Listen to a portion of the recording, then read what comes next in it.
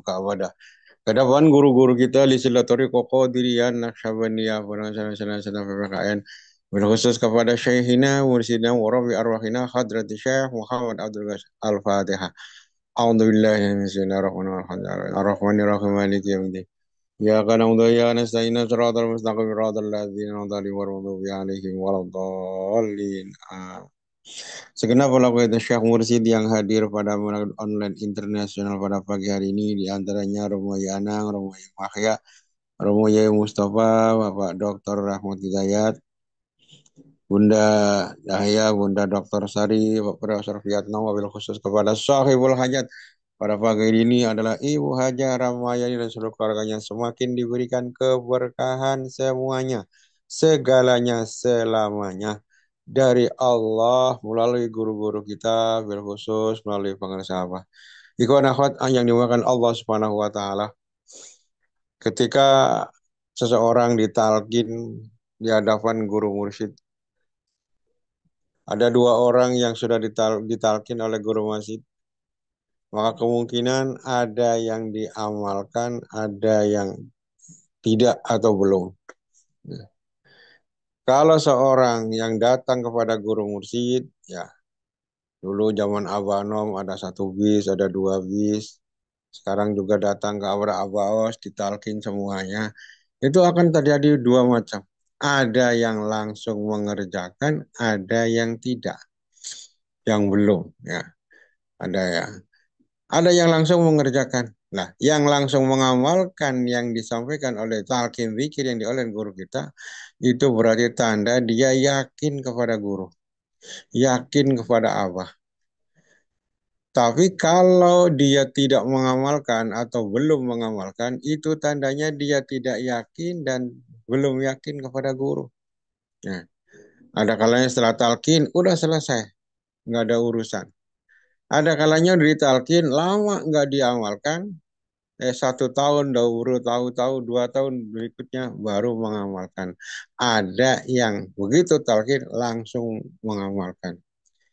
Ya, yang langsung mengamalkan zikir inilah tandanya dia yakin kepada guru mursyid.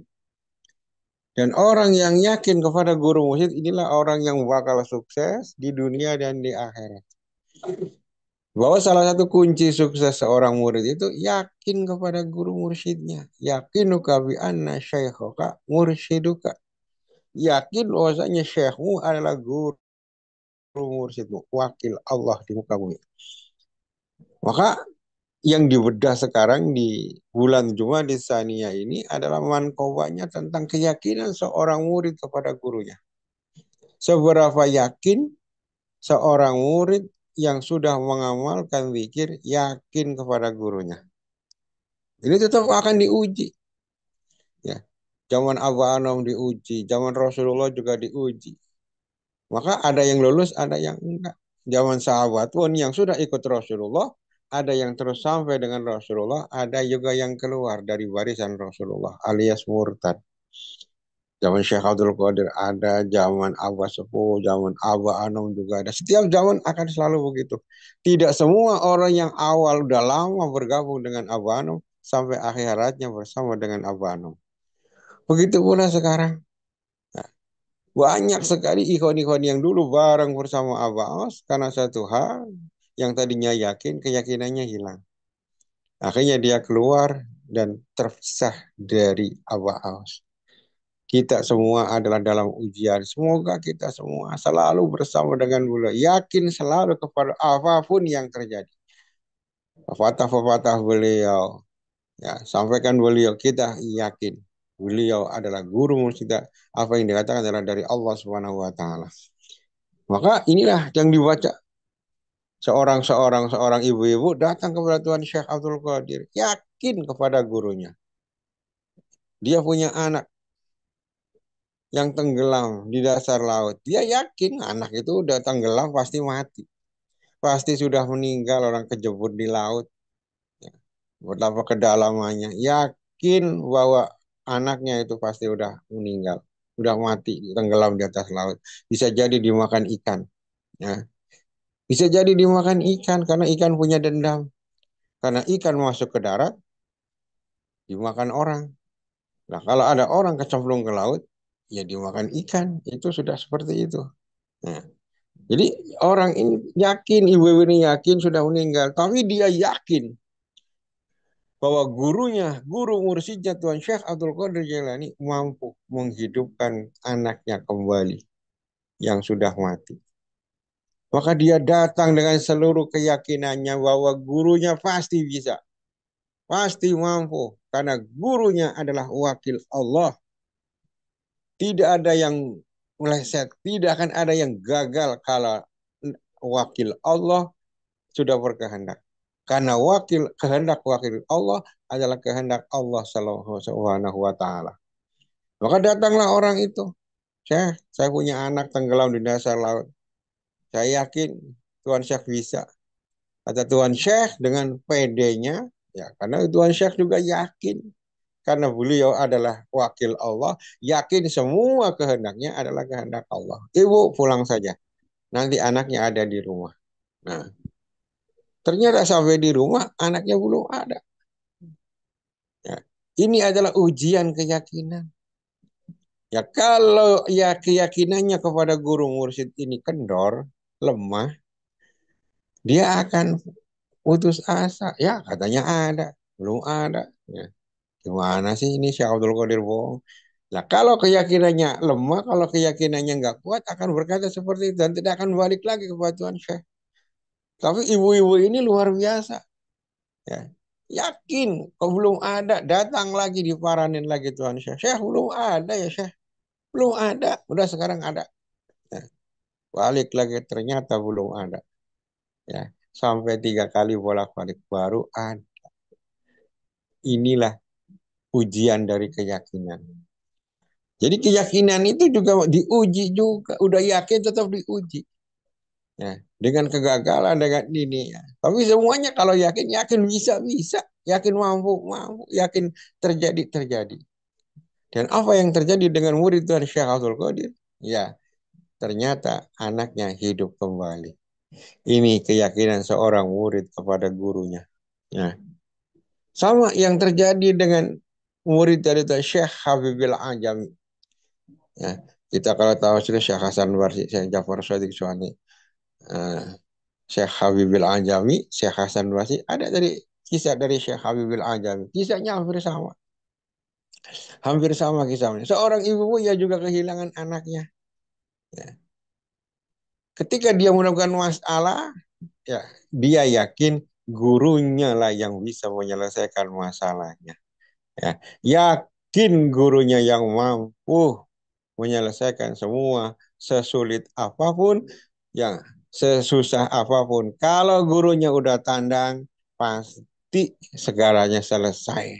Ini harus ditanamkan oleh seorang murid kepada gurunya. Kita banyak masalah, ya. Kita masalahnya banyak banget. Teruslah bersambung kepada guru mursyid, kepada Abah yang akan menyelesaikannya. Abah kalau sudah Abah tandang, Abah sudah ngangkat tangan, Abah sudah berdoa, pasti semuanya akan beres. Itu harus yakin. Ya, yakin harus beres. Pasti beres kalau guru kita sudah tandang. Nah ini keyakinan dari seorang murid datang kepada Syekh Habibil Ajami. Syekh, ya Syekh, tolong saya Syekh, ada apa Bu? Anak saya pergi, nggak tahu kemana. Saya kehilangan dia, saya sangat rindu. Saya pengen ketemu dengan dia. Tolong saya kembalikan anak saya ke rumah saya. Ini sama kasusnya. Nah, kasusnya sama. Orang ibu-ibu tadi datang kepada Tuhan Syekh Habibil Ajami minta anaknya dikembalikan. Apa yang disampaikan oleh Syekh Habibil Ajami? Ibu punya duit nggak? Punya ya Syekh 5 dirham. 5 dirham itu kecil. Ya kalau sekarang mungkin bisa berapa ya? 20.000 atau berapa? Ada Syekh, cuma sedikit sekian. Oke, kata Syekh Habibil Ajami. Pulang dari sini, ibu pulang. Itu uang yang ada di tangan ibu sedekahkan. Nah, nanti anak ibu sudah ada di rumah. Hmm. Jadi kata Syekh Habibil Ajami, apa yang ada di tangan ibu sedekahkan uangnya. nanti anak ibu sudah ada di rumah. Nah, begitu ibu-ibu tadi pamit, dia ketemu dengan orang yang dianggap perlu, wah ini memerlukan, dikasihkan itu uang lima dirham. Ya. Dia pulang, apa yang terjadi? Alhamdulillah, anaknya sudah ada di rumahnya. Ini keyakinan seorang murid. Ya. Jadi langsung ada, ya, langsung ada. Kenapa? Ke Syekh Abdul Qadir sampai bolak-balik 3 kali. Sedangkan orang yang datang ke Syekh Habibil Ajami itu 1 kali anaknya langsung ada. Nah, ini ada perbedaan luar biasa. Ya. Yang pertama, kalau yang datang kepada Tuhan Syekh Abdul Qadir Jailani, ini tidak ada ikhtiar dari seorang murid. Ya. Seorang murid ini nggak ada ikhtiar, total dipasrahkan kepada Tuan Syekh Abdul Qadir Jailani. Ya. Maka kalau seperti ini, guru mendoakan tapi murid belum ada usaha, maka terkabulnya juga lama. Maka harus bolak-balik. Lama terkabulnya. Ya kenapa? Ya, yang bekerja cuma guru mursyid. Sedangkan yang datang kepada Tuan Syekh Habibil Ajami, ini bedanya. Ini adalah ada usaha dari ibu tadi. Kata Tuan Syekh Habibil Ajami, ibu punya duit ini sedekahkan. Lah ini bedanya di situ. Kalau yang datang kepada Syekh Abdul Qadir Jailani nggak ada sedekah. Tapi kalau yang datang kepada Syekh Habibil Ajami ada sedekah. Nah, inilah makanya bahasa Abah, bahasa guru kita, pengarsa Abah Aus, nah, ulah diakabahkan kabeh atuh, ulah diabahkan kabeh. Ya, sok nyalakan mesinnya Abah yang dorong. Itu bahasa guru luar biasa. Jangan semua dibebankan kepada Abah. Lalu kita nyantai. Kata Abah, nyalakan mesinnya sok. Ente yang nyalakan mesin. Kamu yang nyalakan mesin. Abah yang dorong. Nah, ini dua perbedaan tadi. Yang datang kepada Tuhan Syekh tidak ada sedekah. Artinya tidak ada usaha. Tapi yang datang kepada Tuan Syekh Habibil Ajami ini orangnya ada tandang sedekah. Itulah bahasa Abah, sok nyalakan mesinnya Abah yang dorong.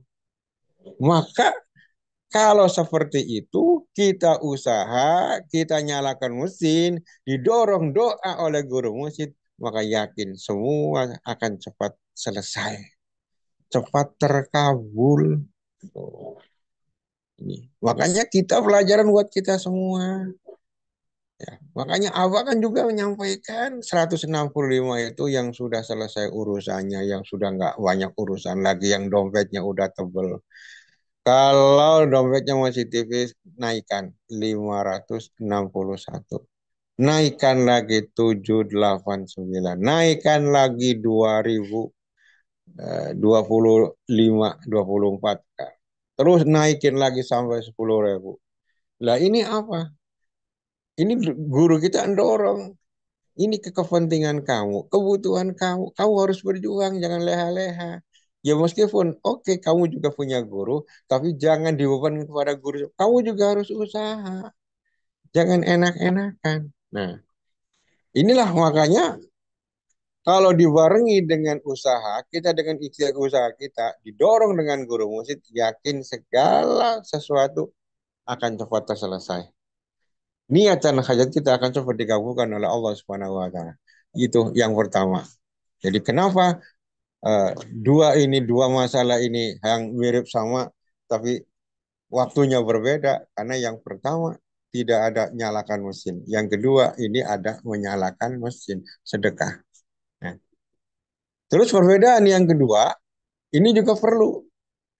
Ini penjagaan prinsip. Kalau yang datang kepada Tuhan Syekh Abdul Qadir Jailani kasusnya berat.